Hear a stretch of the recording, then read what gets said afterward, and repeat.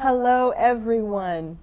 Welcome back. I'm so glad that you're joining us again here today.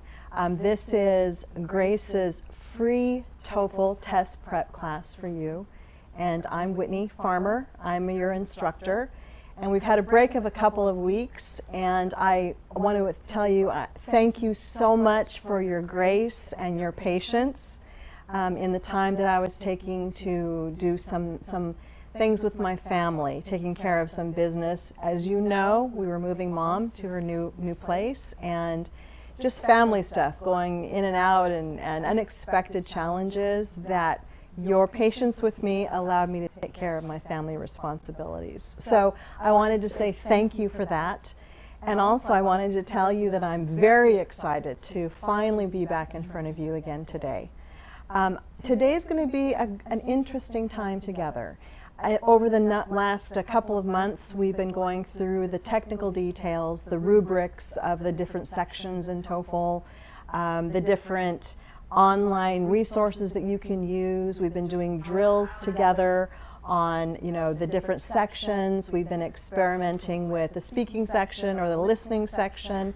Some of you have been wonderful participants and offered us your samples so that we could learn from you, and all those different things we've done are more of a technical thing. Today, what I wanted to do is introduce you to a dear friend of mine, a newer friend of mine, but someone who is just like you, a peer who has taken the TOEFL, and as a result of that, a number of doors opened in her new life, and she now is in America. She now has finished her master's degree, and the TOEFL allowed that door to open to her. But there were challenges. So what I wanted to do is I wanted she and I to have a conversation in front of you, which will also help you listen to people speaking in English, one with an American accent, one with an Italian accent. So as you come to America or to other countries, English-speaking countries, to pursue higher education or for your professional credentialing and operating within your profession, you will encounter many different accents. In America, even those who are native born, even within one state, have a different accent from different parts of the state. And so it's a very human thing, a very human challenge sometimes to understand. Same language, but how it hits your ear can be very different. So one of the things that will happen in our conversation today is we're going to be discussing the TOEFL. And as you are beginning to acquire English, one of the things that will help you in your acquisition is when you're listening to people, choose whether it's lectures online or media content, choose those things that either, number one, are interesting to you so that your imagination can click in and your concentration doesn't have to be such a striving moment for you. So something that is interesting to you, or something that is familiar to you, or both. Since all of you are involved in preparation for your TOEFL, and all of you are wondering about other people's experiences, and a great way to learn is to find out, as we say in America, to walk in someone's moccasins, because there are a number of First Nations people, tribes here, who the type of shoes they wear are called moccasins in some of the tribes. And so we say in America, it's an idiom, we say walk a mile in someone's moccasins. So what we're going to do today is you're going to be listening in on a conversation that Christina and I are having about what she went through, what she encountered, how she prepared, what was it like to sit in the test, what was she nervous about, what challenges did she encounter, how did she overcome those challenges, and after she got the score she needed, what happened in her life, what kind of doors opened up to her. I want you to come through this as a result of our conversation. I want you to be listening again to us, to be learning English, and I want you to get an understanding of technically what you can do that Christina has done that you might be able to apply to your learning, But then also I want at the end of this, I want you to be given a sense of hope, because I know there is so much frustration, because this is a high stakes testing event. There are many different challenges that you're facing, and this is a situation where some of you don't have an option. You have to get a certain score on this test to be able to pursue what needs to happen in your lives. So there can be a lot of anxiety to perform well. It's a well-placed anxiety. So what I want to do instead is give you a sense at the end of all of this, some practical tools that Christina used that you can apply in your life, her perspective that she encountered, how she overcame challenges, and also she succeeded. And so I want you to have a sense of hope as a result of all of this. So I would like to introduce to you fellow TOEFL studiers. I'd like to introduce to you a dear friend, Christina. Christina. Hi, Whitney. Welcome Hi, today. Thank you. Now, Christina is from Italy, once upon a time, and I just want to chat with her and see what brought her to the United States. So thank you very much for being here today. Thank you for inviting me, first of all. And I'm really glad I can talk about my experience and help other people facing the same challenge. I know what you're going through, guys. I went through the same anxiety before the test and all the technical stuff you have to go through. First of all, taking the TOEFL was, as Whitney was saying, a blessing, because it gave me a chance to apply to different schools. I wanted to come here in the States because I wanted to improve my English. And also here, I really like the educational system that American has here, and why not having a chance to see another country, and why not California? So yes, and it was really, really challenging, but I never gave up.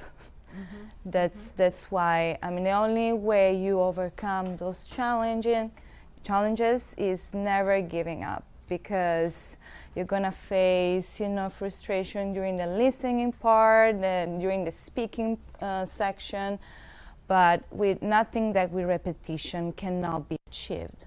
There is nothing that with repetition over and over. If you repeat the same words over and over, that is gonna help you. Also listening to Whitney over and over, yes, it's gonna help you, I promise you. And whenever you have a chance. Okay, great.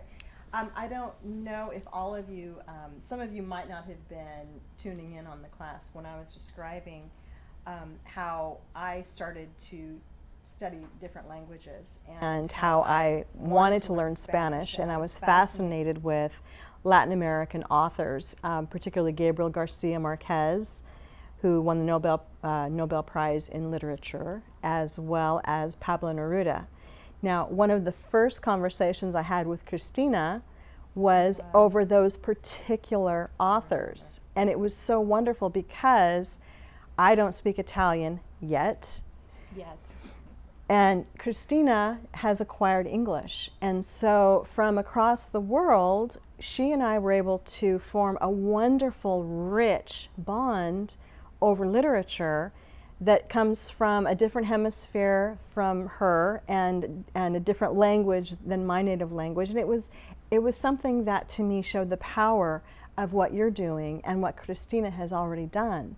And it can be, like she said, I thought it was a really good choice of words. It's perhaps not a word you would use in an academic setting, but I think it was a perfect word. She said the TOEFL can be a blessing to you. I think that's very accurate. Yes, because I mean, since I went through the process of applying to a foreign school, you need a lot of papers.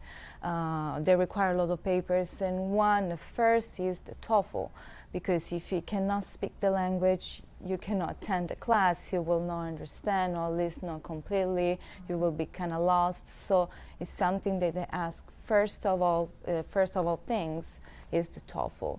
So, and it was a blessing because it opened a lot of doors. I applied to different schools. They were looking at my score, and finally they replied back. And I chose this Christian school. I went to a Christian school, and from that point on, you know, I was going up and up and up in my journey here in America. And I was able to finish, start first of all and finish a master here. For me was, oh my gosh, a dream, because when I started, and Whitney knows, my English was really bad. And but I had to put myself in the situation to practice English in order to improve and learn. Because for me, the difficult part was the speaking, talking, and of course, they were saying to me. And when you put yourself in the situation and force yourself to talk, that's when you have to speak, you have to learn. I'm gonna move closer to Whitney. Our production team just gave us the signal. You want us closer, which is fine. We're great friends. I love her. Yes. Now, one thing that is when you are going to be deciding to take the TOEFL, then you have to actually contact representatives from ETS via a website or a phone call to be able to register, or you might call an information line and talk to someone. And I will tell you, I want to hear Christina's experience, but I will tell you my experience as a native-born speaker of English. I called an information line that ETS gave me when I called a regional office. And I will be very frank with you that the person who answered the phone call had a very strong accent, to the point that he couldn't understand me very well, and I couldn't understand him very well. And I was, to be honest, I will tell you, I was shocked. And maybe that's part of what the challenge is supposed to be, is to not necessarily make things perfectly easy for you, because you have to overcome many different barriers to be able to successfully communicate and succeed in higher education or within your profession. And a lot of you are, for example, in healthcare, and you're coming to other countries and you want to have a compatible licensure, and so therefore you might encounter in your profession people who have very different backgrounds, and it might be truly a life and death situation where you have to understand them. So I think that so when I was initially very shocked, and so when I'm trying to communicate with this gentleman on the phone, who was very, very helpful, but his accent impaired the communication, and I, as a native-born speaker, he couldn't understand me. Now what's going to happen is, a number of you will have people you're learning English from who might have, for example, an Italian accent, or an Arabic accent, or a Spanish accent, some other accent that's going to influence the enunciation of the words. And you'll acquire quickly learning from that person. But then when you encounter someone who's native born, you will have another challenge. And that's part of the acquisition. And don't let it break your heart. As Christina said, you got to press forward, and that obstacle is meant to challenge you, and in succeeding over that challenge, you'll become more successful, more powerful in your language.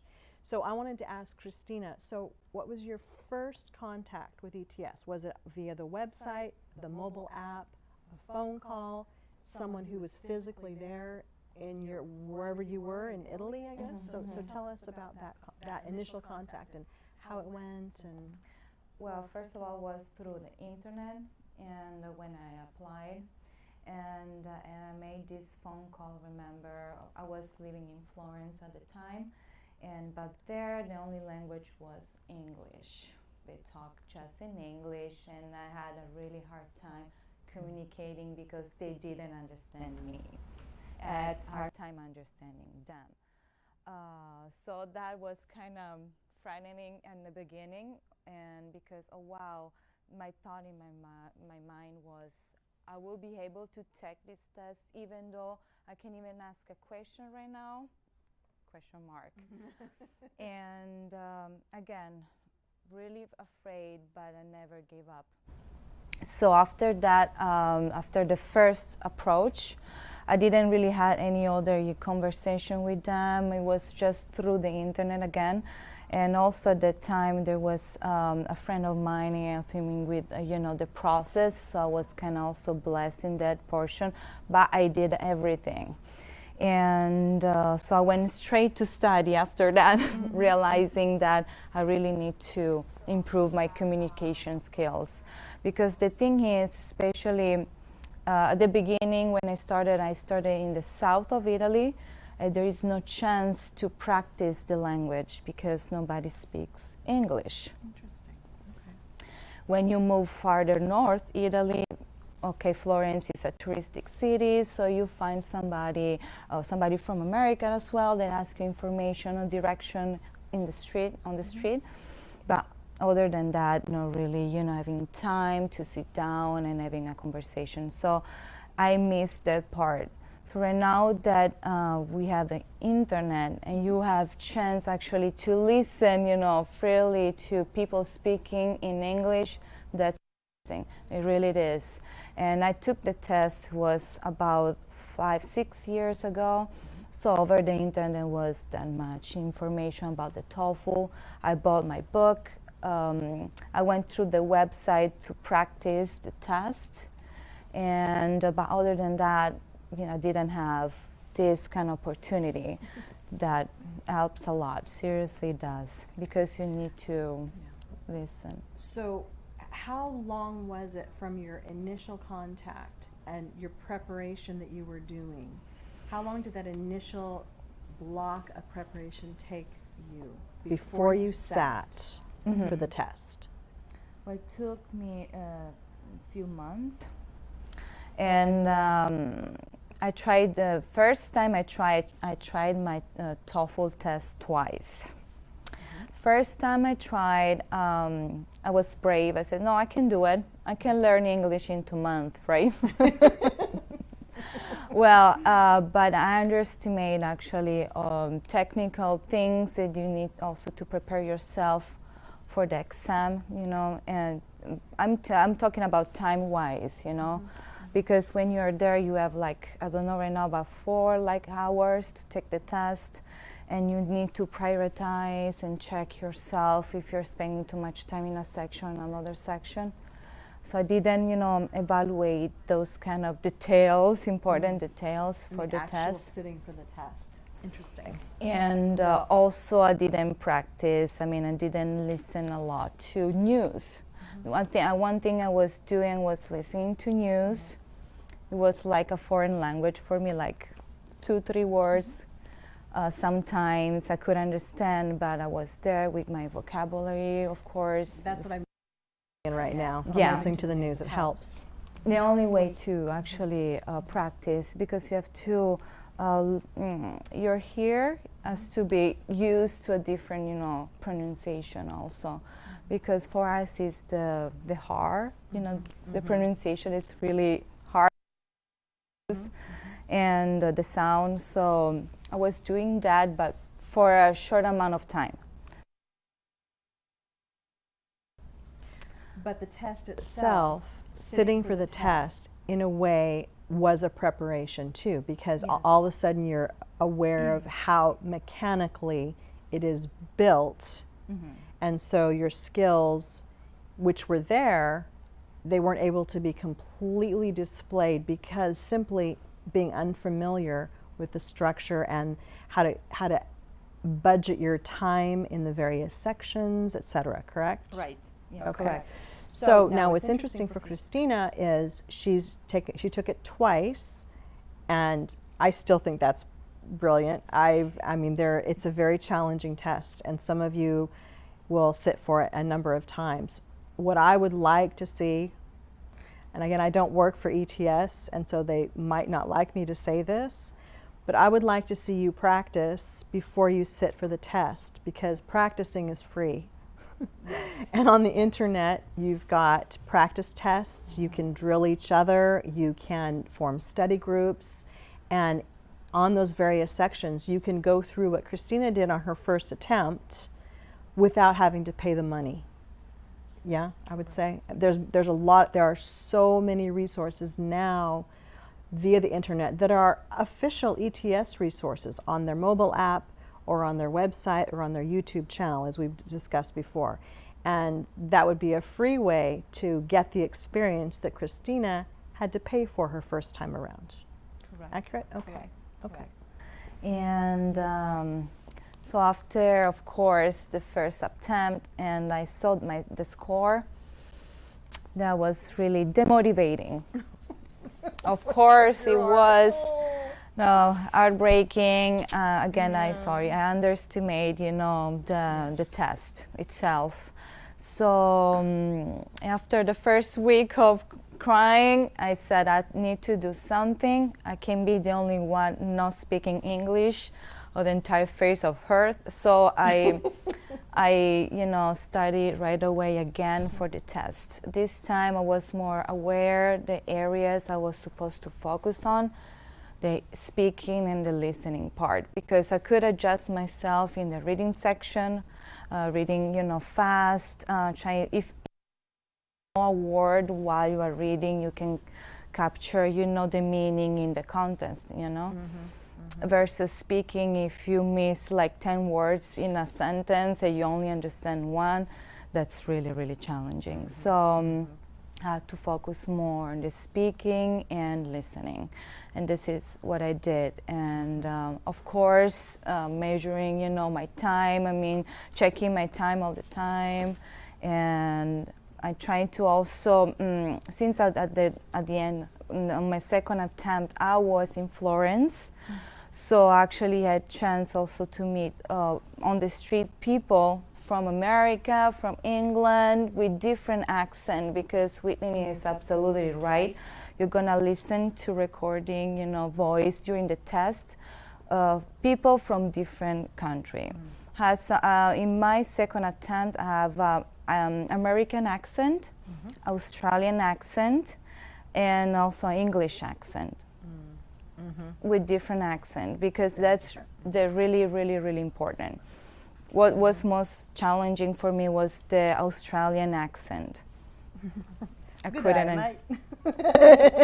understand anything. And but yes, you need to train yourself. That's a good point. As an example, in terms of, like she said, she encountered native speakers because of the tourist activity in Florence. So she encountered native speakers of English from England, Australia, and America. Let me give you an example that I have heard people who I have encountered hear the word water. W-A-T-E-R. Now I said water because I'm an American. I pronounce the T as a D, water, and then a very strong R, water.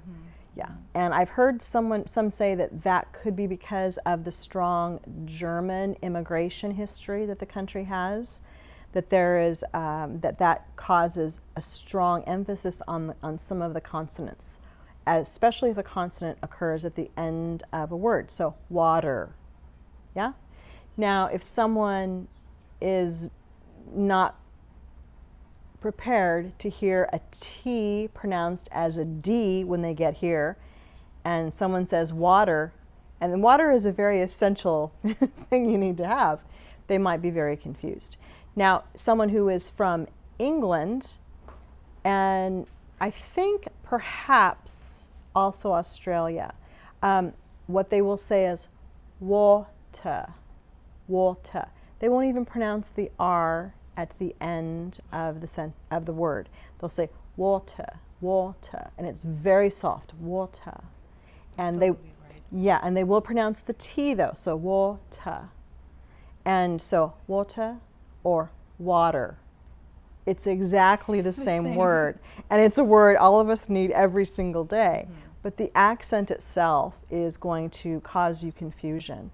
So as Christina is saying, and as I've told you before, we can't rescue you from the need to learn the language.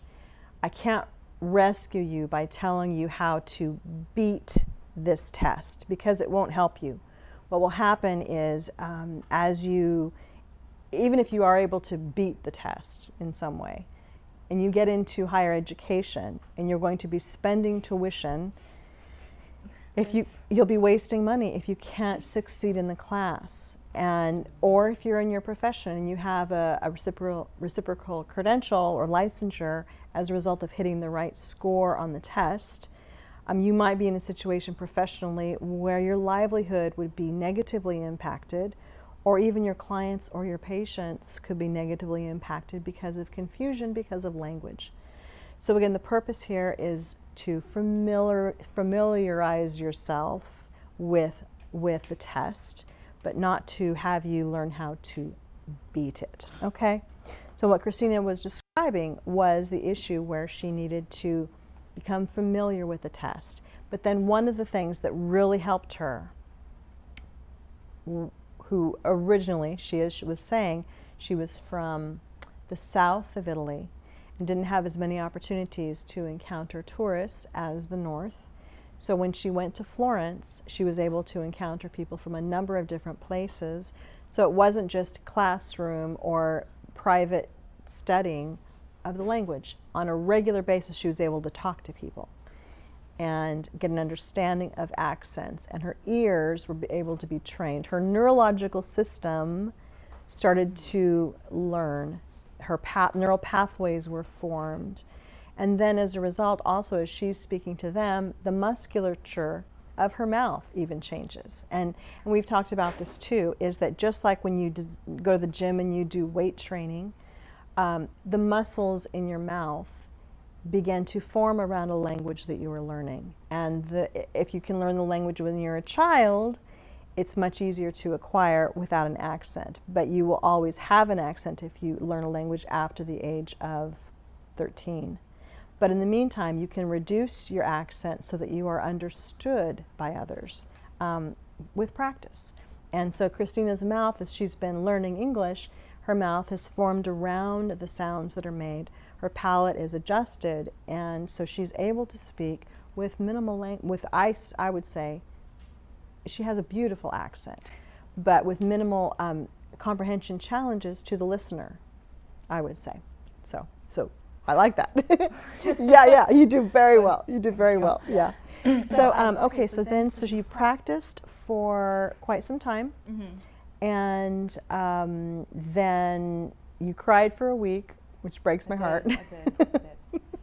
I did. Anyone who's, I think Albert Einstein, I don't know if this is an urban myth or an urban legend, but I was told that Albert Einstein flunked the second grade when he was 7 years old. I heard the same thing. Oh, right. So it might be true, might not, but be encouraged. Even Albert Einstein had challenges with, maneuvering through that narrow gate. So, okay. So then you studied for how long after the first? So you studied for a couple of months before the first test. Correct. Then you moved to Florence. Correct. And began to really do in-depth studying, plus speaking with, encountering and having relationships, conversations with native speakers from different countries. But then how long from the first test until you took the second test was it at that point? I think it was after 6 months. Good 6 months. Okay. Yes, good 6 months. Actually, because when was the time to take the test, I didn't feel prepared. I mean, I wanted to go and succeed this time. So I said it's better for me taking more time and spending more time, dedicating time to the areas I need to focus on, instead of going there and have my heart broken again. So I said it's okay for me taking more time. And I'm insisting on practicing because it's the only way. I didn't wake up one morning and say, oh, I speak English all of a sudden. No, you need to practice. It's going to be demotivating. You're going to be frustrated. People, they're going to talk to you. You're going to be like, can you repeat it again? I'm sorry, what? And that's totally fine. And you have encountered people, they totally understand you're from another country, and they appreciate actually that you challenge yourself and you speak English, even though it's not the first language. And so they will, be merciful with you. Merciful, another good word. And so don't be afraid to talk. Put yourself in the situation to do that. And because another thing for me was being afraid to talk, because the process of my mind was, okay, how I don't want to say that. And the time that was occurring in my mind, the word, people, they were like another chapter in the conversation. Or if I don't pronounce it well, or if they don't understand me, take everything of, these doubts that you have and put yourself in the situation, challenge yourself to go on the street and be the foreign in your country, going to people, Be yes. the foreigner in your own country. That's a good phrase. Be the foreigner in your own country. Even if you have an opportunity to just speak, with your native born wherever you are, don't do that. Make yourself a foreigner within your own country. I will tell, if I can interject here, one thing I've noticed in some of the newcomer communities that I encounter here in America, and in our particular area, we have a number of who are, there's a area of this Southern California called Little Saigon. It's in the Westminster area of Orange County. And there was a huge influx after the Vietnam War of Vietnamese people into this area. And I think it's the largest Vietnamese population in the world outside of Vietnam, if I still remember that statistic. So it's a beautiful area, very rich history, just wonderful place. But the problem is that the community is so strong. And so you can live here in America. I actually had a gentleman in one of my classes. He had been in America for 27 years and he didn't speak English. And so he was trying to learn English as an older man, and which is possible. It's definitely possible, but his community was so rich and supportive and strong that he could live here for 27 years and never have to learn English. And I also have encountered the same challenge, if you can call it a challenge, within there's a very strong, beautiful, rich Egyptian community here of newcomers. And they also are so supportive of each other to the point that they might not even need to learn English because there are so many opportunities within their own community. And those who speak Spanish encounter the same thing. So I think what you say, I love that phrase. I hadn't heard that before. Make yourself a foreigner in your own country.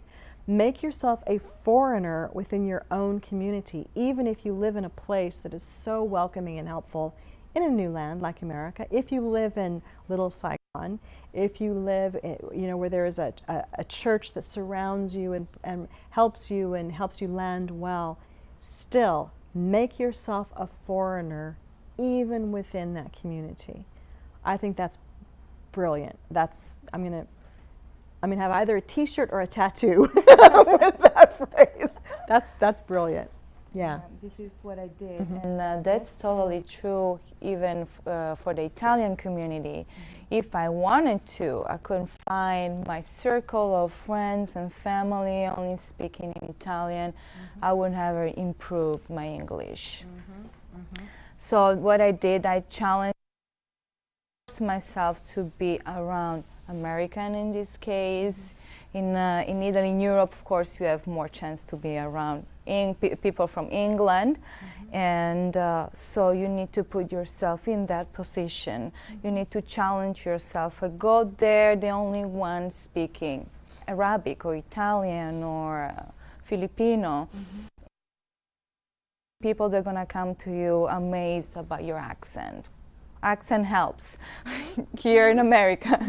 So, and in fact, here I of course have my circle of friends in Italian. I mean, we speak in Italian and everything, but still, my English is still in progress. You know, try to improve myself all the time. And here, still after 4 years, I still put myself in a spot to be surrounded by people that don't speak Italian, so I can practice more. I'm working on it. No, I mean, it's hard though. Sure. But here's the thing too, is that by doing the things that Christina has done, we are friends now. She's a woman who I never would have met before. And I never would have had this conversation about Gabriel Garcia Marquez or Pablo Neruda. I never would have had that beautiful gift in my life if Christina hadn't have done this. And she would not have come to America and gone to the school of her dreams and gotten her master's degree. I mean, these things wouldn't have happened. So it is so difficult. It is so difficult, but it is worth it. It's an investment in your life. Actually, you're doing a beautiful thing.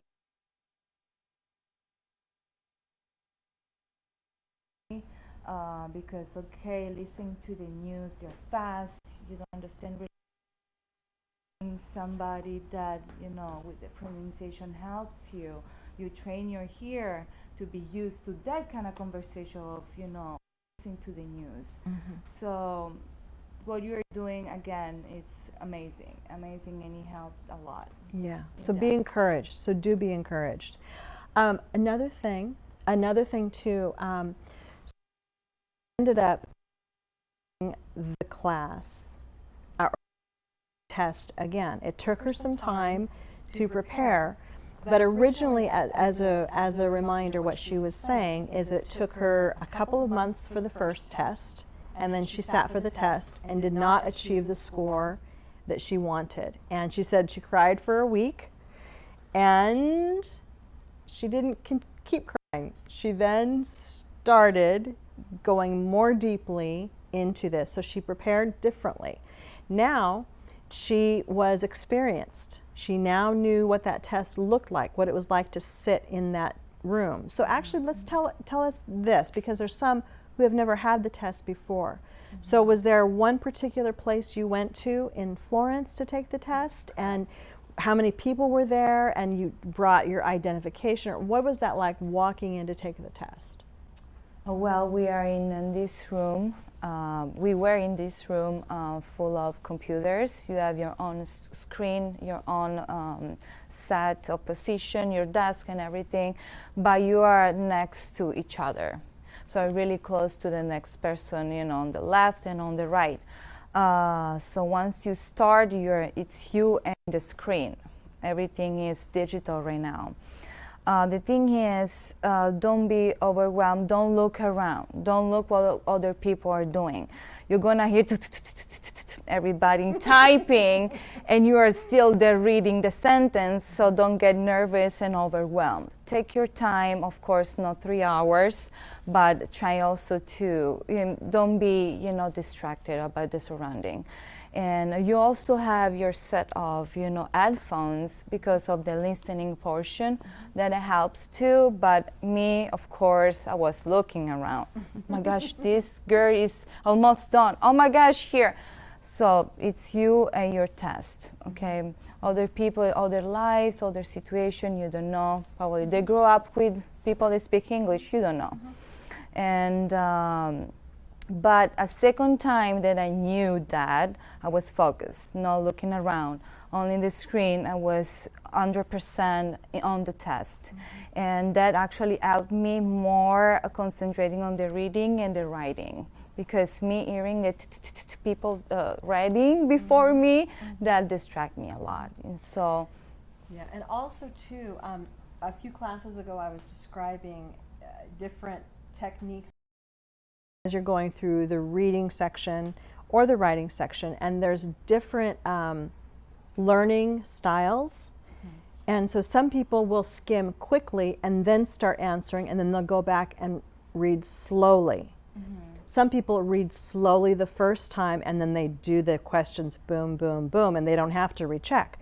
There's different learning styles and different academic performance styles. So if you hear someone, they might have a different style than you. And Christina is completely right. That concentration, that needs to be your priority.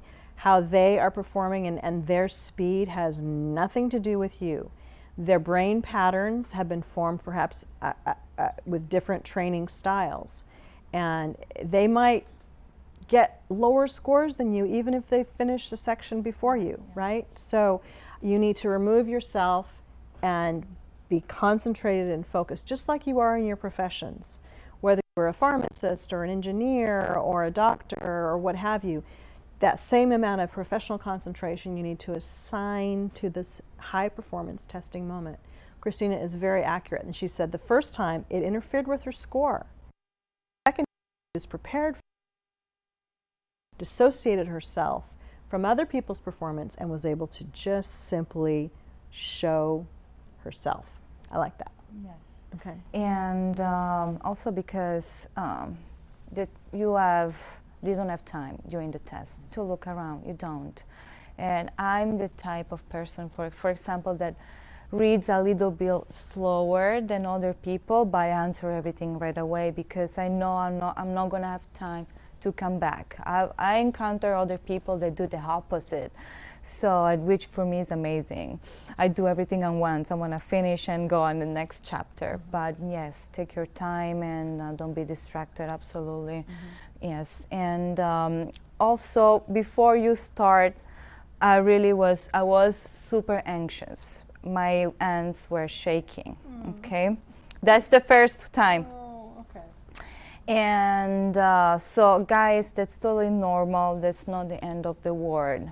Take a deep breath and think about Whitney, because into these lessons seriously, you're gonna succeed. So no, don't stop practicing. One thing that Christina is talking about is literally a physiological response that she had to stress, which all of us have too. When you are faced with a challenge like this, your sympathetic neurological system goes into action. And what happens is you have a flood of adrenaline, which causes a rapid heartbeat. Your body is prepared to fight or flight in English. And so your body is prepared to do anything except sit at a computer terminal and do this. And the problem is that you're faced with the need to concentrate, and your heart is pounding, your respiration is up, your pulse is up, your pupils, I think they constrict instead of dilate, because your body's ready for something. You even have a flood of cortisone into your body because your body's prepared for a fight and you might need to repair tissue damage. All right, so what do you do when you have this neurological response that affects every aspect of your anatomy? One very successful strategy you can do are deep breathing exercises. And it doesn't take very long, but what happens is if you go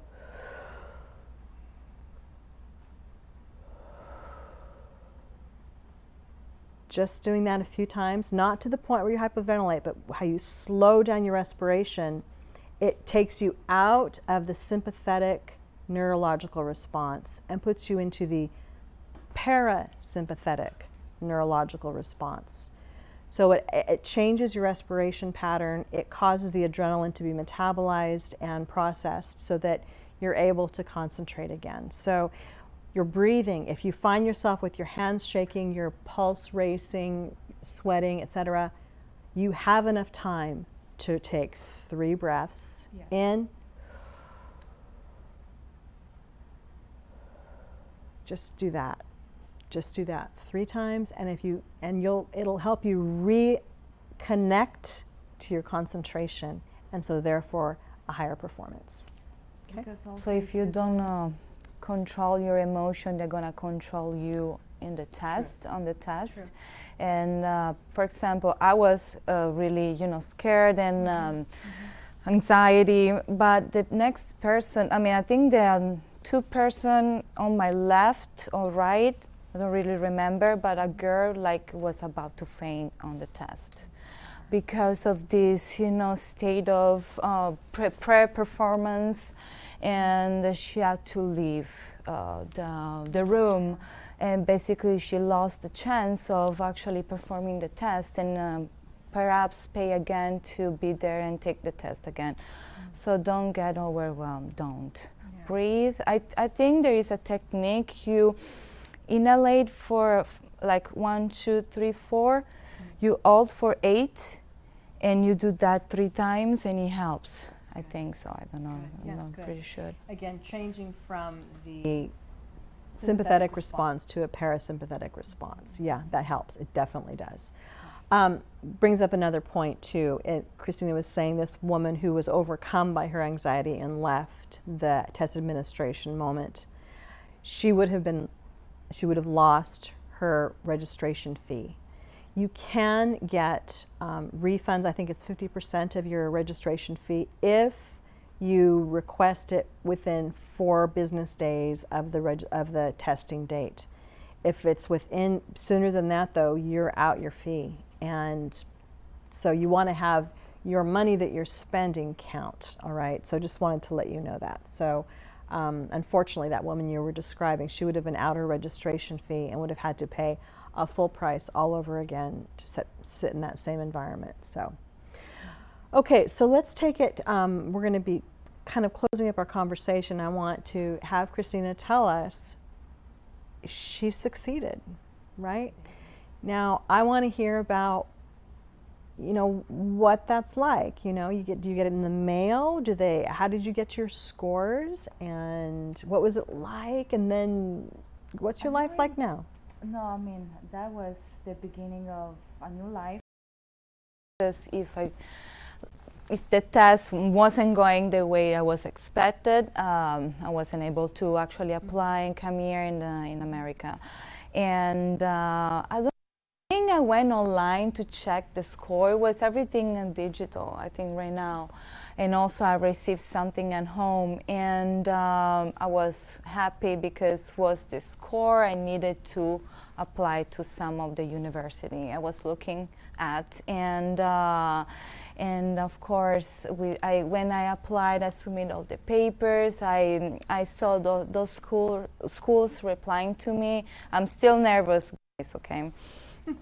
And it was such a joy, and the preparing to come here, I mean, was a wonderful experience. And the TOEFL, I mean, again, it was the beginning of the new life, seriously. Because without that, again, no new chapter. Wow. So Wow. I'm really, really glad that I didn't give up that time. Because when you live in a different country, you're like, okay, I'm here, I can speak Italian, I don't need English, right? But yes, you do. You do for work, you do when you travel, you do for everything. Or right now also in school, you need, for some classes, they require English. So, and we need to break our boundaries, because we don't have boundaries right now. No, we don't. create our own, and English for me was a big monster for me. I speak also Spanish, was before, not right now, but French. And but English was something, oh my gosh, I cannot even imagine, you know, me having a conversation, because of for me, you know, the way they pronounce words is hard. Water. water, you know. And but it's needed. So the TOEFL was the beginning of everything. I'm glad I did. I'm glad that, again, you have Whitney with you helping in this process. Because when you are by yourself, okay, you can motivate yourself, go ahead, you know. But when you know, is there to help you throughout the process, the preparation, and after. So that's a big thing, yeah.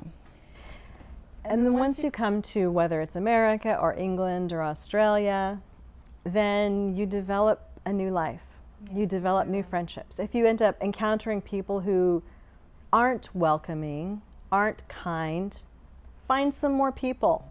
Yeah, absolutely. I mean, I can say honestly that I enjoy meeting newcomers. I enjoy, as soon as I hear an accent, I know there's a story there that is going to be fascinating to me, and I want to talk with them. I want to hear about what brought us to be face to face.